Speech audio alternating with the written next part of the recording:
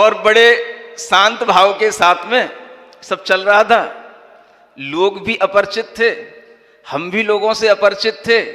यही पूनम आंटी सामने बैठी हैं। एक दिन वहां नसिया जी के सामने आहार करके आए, मैं बैठा था, महाराज से मेरे से कहने लगी, महाराज आप थोड़ा सा बोला करो।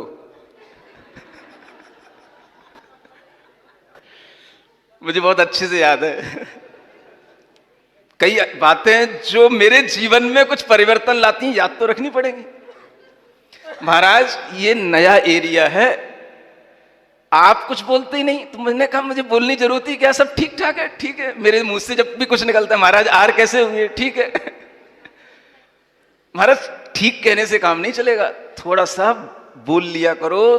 तो ये महिलाएं ये सोचती हैं, लोग यहाँ के ये सोचते हैं महाराज को क्या कुछ परेशानी है जो महाराज बोलते नहीं है। तो मैंने सोचा कि ऐसा भी होता है, लोग ऐसा भी सोचते हैं। तो फिर थोड़ा सा मैंने बोलना शुरू किया। आदत पहले कम थी थोड़ा सा बोलने की, लोगों को देखने की, परिचित होने की, परिचय करने की। इनके कहने से मैंने थोड़ा सोचना शुरू किया कि भाई ऐसा है तो ठीक है, आहार के बाद आ जाते हैं, थोड़ा सा बोल लेते हैं। क्या बोलना, तो अब आहार की बातें तो नहीं करना, लेकिन अब कुछ भी बोलना तो ये सीखना पड़ा हमें। कहां से सीखा मालूम है? ये रेवाड़ी से ही सीखा हमने थोड़ा सा बोलना है? तो मुझे वो बात याद है कि महाराज जब तक आप बोलोगे नहीं, लोग ये सोचते हैं कि महाराज को कोई दिक्कत है इसलिए नहीं बोल रहे, जबकि हमें कोई दिक्कत नहीं। ठीक है, हमें तो ऐसा लगता है जो है सो ठीक है, जो है सो अलंग शक्ति है, जो अपन क्या कर सकते हैं। तो ये चीज यहां से शुरू हुई। अब ये अलंग शक्ति किसको पता थी? आचार्य महाराज का आशीर्वाद रेवाड़ी में चातुर्मास करने के लिए इतनी जबरदस्ती के साथ क्यों मिला? शायद ये इसीलिए मिला कि इस रेवाड़ी में इस तरह का एक भव्य कार्य आगे संपादित होगा, इसकी होनहार उस समय से शुरू हो गई। कार्य होने के बाद में कारण का अनुमान लगाना, इसी को कहते हैं हेतुद्वया विस्कृत कार्य लिंगा।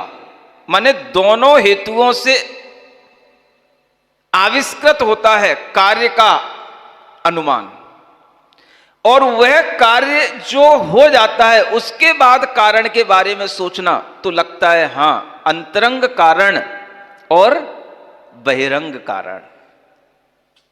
बहिरंग कारण क्या? गुरुदेव का आशीर्वाद, चातुर्मास की संयोजना, एक दूसरे का उस समय पर आपस में एक दूसरे के सामने आना, वो चातुर्मास के समय पर ही संभव है। ये सब क्या है? बहिरंग कारण। स्कूलें होना, स्कूलों में लाइफ मैनेजमेंट कोर्स लगाना, पता है हाई स्कूल में, इधर तुम्हारी पब्लिक स्कूल में भी प्रवचन होना। और उस समय पर मैंने सोच लिया था भाई ये समाज के लोग इंटरेस्ट नहीं ले रहे हैं, अपने को इतने अच्छे बच्चे मिले हैं, स्टाफ मिला है, इन्हीं को उपयोग करो। तो हम उन्हीं के लिए अपना सब सोच करके उन्हीं में वहीं पे क्लासें लेने चले जाते थे, वहीं पर सब काम करते थे। तो वो सब क्या हो गया, ये सब बाहरी कारण मिल गए। और उन्हीं बाहरी कारणों से अंतरंग का कारण क्या कि जैसे इन स्कूलों में अनेक बच्चे लाभ ले रहे हैं, वह जैन समाज के बच्चे केवल अगर होंगे तो रेवाड़ी के होंगे, लेकिन इन अच्छी स्कूलों में और भी समाज के बच्चे लाभ लें, और भी बाहरी शहरों के बच्चे लाभ लें। ये विचार अपने अंतरंग में आना, ये अंतरंग कारण है। सुनते हो?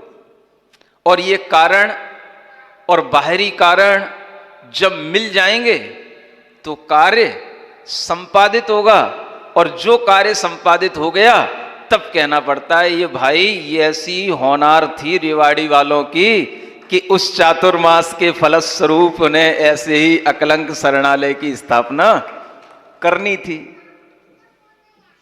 तो अब इसमें अहं क्रिया की भी कोई बात नहीं आएगी अगर हम ऐसा सोचेंगे। अंतरंग कारण और बहिरंग कारण ये सब मिलकर के काम होते हैं, तो हमारे अंदर अहंकार भी नहीं आएगा। कार्य का विस्तार करना है तो आप अब उस कार्य का विस्तार करते चले जाएंगे, तो आपकी वह उपादान शक्ति योग्यता जितनी होगी आप उसका विस्तार बढ़ाते चले जाएंगे। आपको यह भी सोचना है कि हम बहुत बड़ा सोच लें और बहुत बड़ा जितना हम सोच लें उतना हम कर लेंगे, ये भी कोई जरूरी नहीं है और हो भी सकता है। ध्यान किस पर रखना है?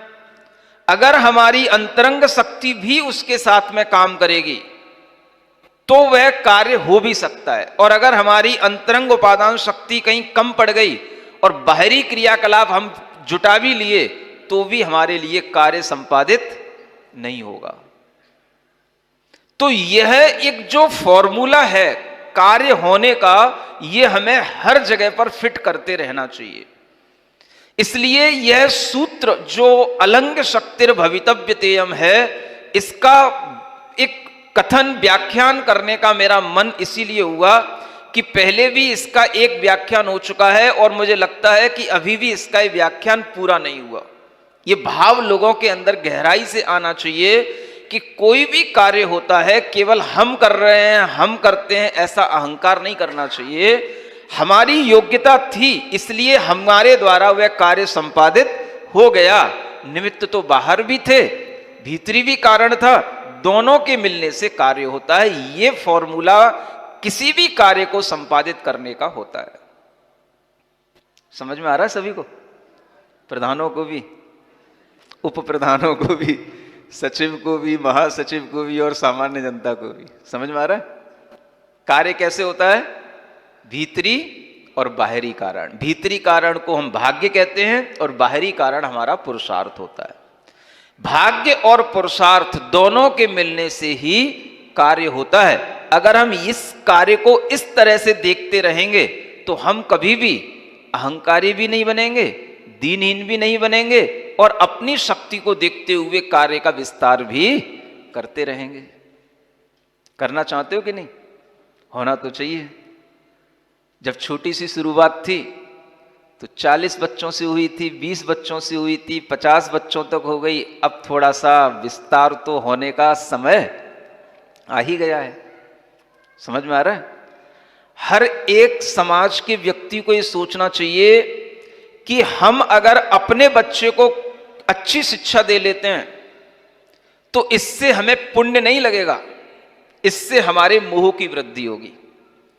किंतु अगर हम उसी धन के माध्यम से, अपने किसी भी तरह के सहयोग के माध्यम से अगर हम किसी दूसरे बच्चे के लिए सहयोग देने की अपने अंदर भावना करते हैं तो वो बच्चा जितना भी यहां पर ज्ञान अर्जन करेगा उससे कई गुना ज्ञानावरण कर्म का क्षयोपशम हमारे अंदर बढ़ेगा। ज्ञान की वृद्धि करने के लिए जो ज्ञान के आयतन हैं उसमें हमें अपना सहयोग, अपना मनोभाव लगाना चाहिए। लोग क्या सोचते हैं? ज्ञान की वृद्धि कैसे हो? पूछते ना लोग, हमारा ज्ञान का स्तर कैसे बढ़े, हमारे बच्चे सुखी कैसे रहे। जब आप दूसरों के बच्चों के सुख का प्रबंध करेंगे तो आपके बच्चे सुखी रहेंगे। जब आप दूसरों के बच्चों का ज्ञान बढ़ाएंगे तो आपके ज्ञान की वृद्धि होगी। ये नियम है, ये सिद्धांत है। आप केवल अपने बच्चे का सुख, अपने बच्चे का ज्ञान देखेंगे तो आपके मोह की वृद्धि होगी और मोह से ज्ञान भी कम होगा, सुख भी कम होगा। अगर हम इस सिद्धांत को ध्यान में रखेंगे तो हमें यह सोचना पड़ेगा, अगर हमारे पास में एक बच्चा है तो हम 2 बच्चे की व्यवस्था करें। अगर हमारे पास में 2 बच्चे हैं तो हम 4 बच्चे की व्यवस्था करें, जिसके माध्यम से उसी पुण्य के फल से हमारे बच्चे की अपनी आप व्यवस्था होती चली जाएगी। अपने ज्ञान और सुख की वृद्धि करना है तो हमें दूसरे के ज्ञान और सुख की वृद्धि में योगदान देना पड़ेगा। अपना कर्म वहीं से हमें लौट करके अपने पास फल देने आएगा। और कोई तुम्हें चाहे कहीं घूमने चले जाओ, सुन रहे हो, चाहे कहीं चादर चढ़ा लो, चाहे कहीं झंडा चढ़ा लो, कहीं से कुछ होने का नहीं है। अगर कुछ होगा तो आपके इसी प्रकार के उपकारी कार्यों के करने से होगा। और इस तरह के जो सम्यक कार्य हैं उनमें अगर आप अपनी वृद्धि करने का भाव बनाएंगे तो यह वृद्धि न केवल इस जन्म में आपको फल देगी, आपके लिए जन्म जन्मांतर तक, एक जन्म का थोड़ा सा पुण्य जन्म जन्मांतर तक काम आता है। आगे के जन्मों में कभी हम अज्ञानी ना रह जाएं, मूर्ख ना बने रह जाएं, लोगों की दृष्टि में अपमानित न हो, इस तरह के पुण्य फलों की संयोजना हमारे आज के इन पुण्य भावों से हो जाती है। एक पुण्य भाव जो हम आज एक अच्छी जमीन पर, अच्छी भूमि पर हम एक बीज के रूप में वपन करते हैं, वो जन्म जन्म तक फल देने वाला बनता है। इसलिए आचार्यों ने कहा सम्यक आयतनों के माध्यम से अपने धन आदि का दान करके, अपने पुण्य की वृद्धि करके अपने लिए सुरक्षा जन्म जन्म तक कर लो। ये इसीलिए कहा जाता है, दान को धर्म इसीलिए कहा गया है। समझ आता है? दान का मतलब किसी को देना नहीं होता है, दान का मतलब होता है अपने भीतर अपनी सुरक्षा जन्म जन्म के लिए कर लेना। भैया हम अज्ञानी ना बने जन्म जन्म तक, हम दुखी ना रहें जन्म जन्म तक, इसलिए दान किया जाता है। सुनते हो कि नहीं? क्या सोच के क्या करते हो?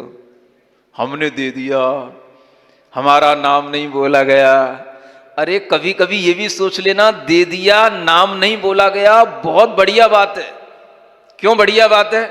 क्योंकि नाम बोलने पर तो हमारे लिए उसी समय पर अहंकार आ जाता, तो हमारा पुण्य कम हो जाता।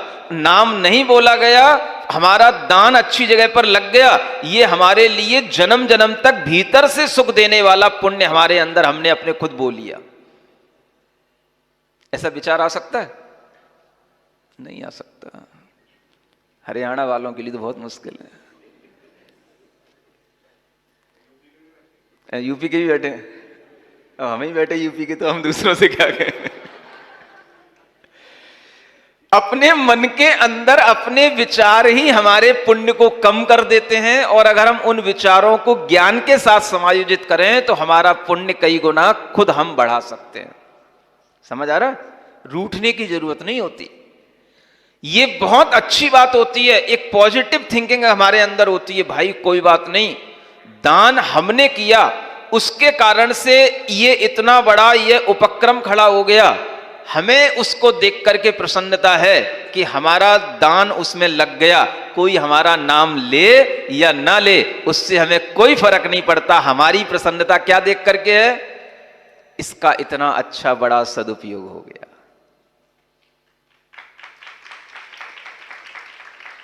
प्रसन्नता अपने हाथों में तब आती है, दूसरे के हाथ में प्रसन्नता नहीं है।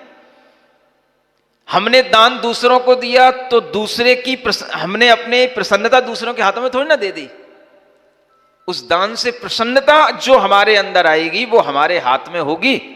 हैप्पीनेस का इंडेक्स हम खुद बढ़ाएंगे अगर हम सच्चे मायने में धर्म करेंगे तो। इसीलिए आचार्यों को कहना पड़ा कि यह जंतु, यह प्राणी, जैसे जीव जंतु होते हैं ना, उन्हीं की तरह दुखी हो रहा है छोटी छोटी बातों को लेकर के, और ये नहीं देख रहा कि होनहार क्या होती है, भवितव्यता क्या होती है, कार्य किन कारणों से मिलकर के होते हैं, और जो कार्य हो रहे हैं उन कारणों में हम भी एक कारण बन जाएं तो जितना बड़ा वो कार्य कहलाएगा, और उस कार्य के माध्यम से जितना प्रभावना होगी, हम एक छोटे से कारण बनकर के भी कह सकेंगे हां इस प्रभावना में हमारा भी योगदान है। चाहे भले ही कोई उसको जानता हो या ना जानता हो, हम तो जानते हैं। कौन जानता है? देने वाला जानता है, और जो कार्य जब हो जाता है तो जो लेने वाला है वो भी जानता है। समझ आ रहा है कि नहीं आ रहा है? प्रसन्नता हमारे अपने भावों से आती है, और वह हम कहीं पर भी उस प्रसन्नता को ला सकते हैं। किसी के कुछ कहने से या किसी के नहीं कहने से हमारी प्रसन्नता में कमी होना, ये तो पराश्रित हो गया। हमें तो स्वाश्रित अपनी प्रसन्नता को बनाए रखना चाहिए और वह इसी तरह के कार्यों के विस्तार करते हुए अपनी होनहार को और बड़ा बनाना चाहिए कि हमें अगर गुरुदेव का आशीर्वाद मिला है और ये अच्छा कार्य गुरुदेव के समक्ष ही संपन्न हुआ था, तो हम इस कार्य को और आगे बढ़ा करके गुरुदेव का आज भी और अच्छा आशीर्वाद स्वर्ग से भी प्राप्त कर सकते हैं। कहीं कुछ गया नहीं है, सब आज भी है। सुन रहे हो कि नहीं? समझ में आ रहा? कठिन तो नहीं है? शुरू में लग रहा होगा कि महाराज क्या कठिन सा प्रवचन करने वाले हैं। अब सबकी समझ में आ गया? हा? दशरथ की होनहार क्या थी, कहां से शुरू हुई, और तुम रेवाड़ी वालों की होनहार क्या थी, कहां से शुरू हुई। अपनी प्रसन्नता इस बात को लेकर के भी बढ़ा सकते हो, कम से कम अपन दशरथ से तो अच्छे ही हैं। नहीं समझ में आया कि हमने कोई ऐसा एग्रीमेंट तो नहीं किया जो हमारे लिए कोई कष्ट का कारण बना हो। सबके लिए उससे सुख मिल रहा है, सब उससे सुखी होना चाहते हैं। तो हम भी अपने अंदर के भाव और अच्छे बनाएं ताकि आगामी दिनों में हम एक ऐसी रूपरेखा लोगों के सामने रख सकें कि यहाँ पर से जो हमें लोगों से मना करना पड़ता है और लोगों का एक भाव रह जाता है कि ये इतनी अच्छी जगह पर हमारा बच्चा एडमिशन नहीं ले पाया, हम उनके उस भाव का सम्मान करें, हमें किसी से मना ना करना पड़े, चाहे हमें उसके लिए कुछ भी क्यों ना करना पड़े। बस इतना सा भाव बनाना है, ठीक है। ओम अरहम ओम अरहम ओम अरहम बोल, ओम अरहम। सभी कार्य की सिद्धि से तू पहले इसको बोल, सभी कार्य की। ओम अरहम नमः ओम अरहम नमः ओम अरहम नमः ओम अरहम नमः। बोलिए शांतिनाथ भगवान की। बोलिए परम पूज्य सिरिजिणवाणी जग कल्याणी जग जन मदतम मोहरी जनमण हारी गढ़हर हारी जम जरा भव रोग हरि तिथ्य राणम दिव्य झुणिम जो पढ़ई सुणई मय्ये धारई राणम सौख मणंतम धर्य सासद मोक्ष पदम पावई सासद मोक्ष पदम पावई।